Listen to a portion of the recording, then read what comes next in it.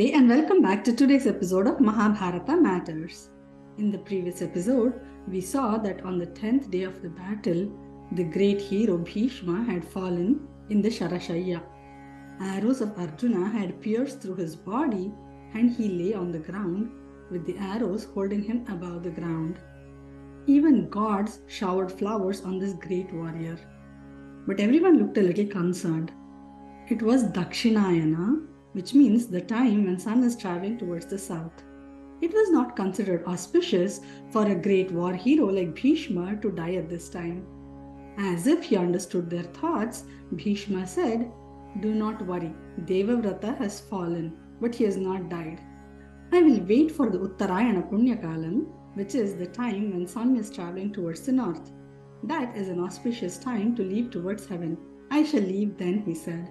Everyone on both sides of the army were grief-stricken. Duryodhana was speechless.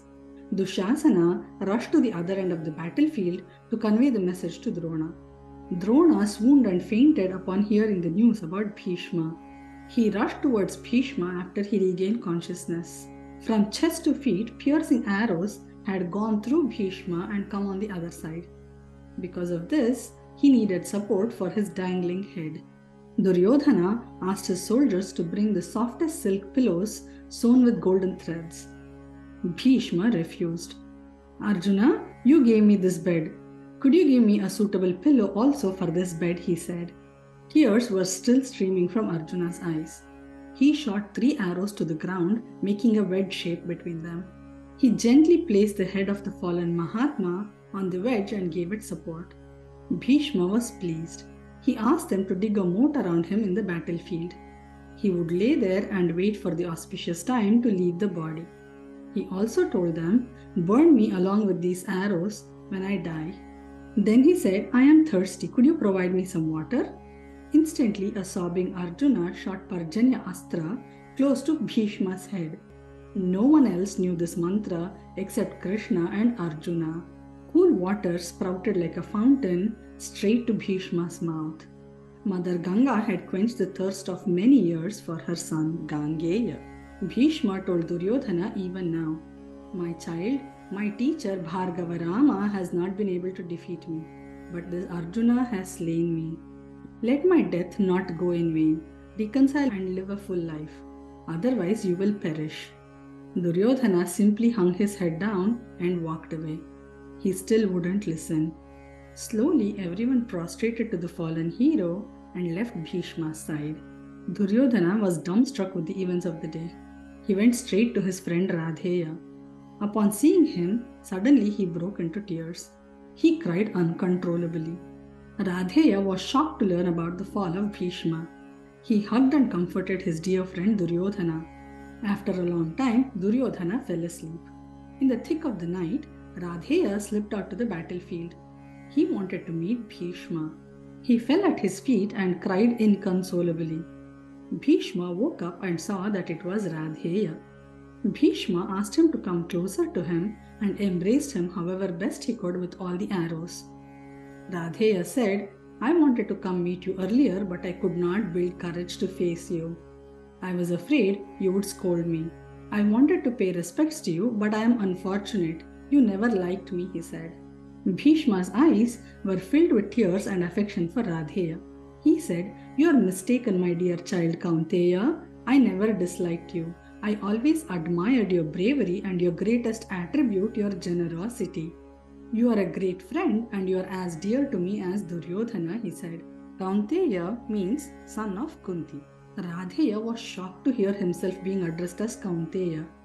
He said to Bhishma, "I learned about the truth of my birth just a few days ago from Krishna." "How did you know about it?" Bhishma replied, "I have known this for a very long time. Vyasa told both Vidura and me a long time ago. But we were not allowed to share this secret," he said. "I was only criticizing and chastising you because your friendship was enabling Duryodhana. You have been a great and loyal friend to him. In fact, relying upon you, he has called for this war. If not, maybe he would not even have locked his heads with the Pandavas. I was trying to discourage that. Please forgive me for discouraging and chastising you. Now that you know the truth about your birth, Please go and join the Pandavas. Let not anyone else die. Let this animosity between the cousins die with me, he said. But Radheya shook his head. He said, I wish I could do that. I love Duryodhana too dearly. I can give up my life but not his side.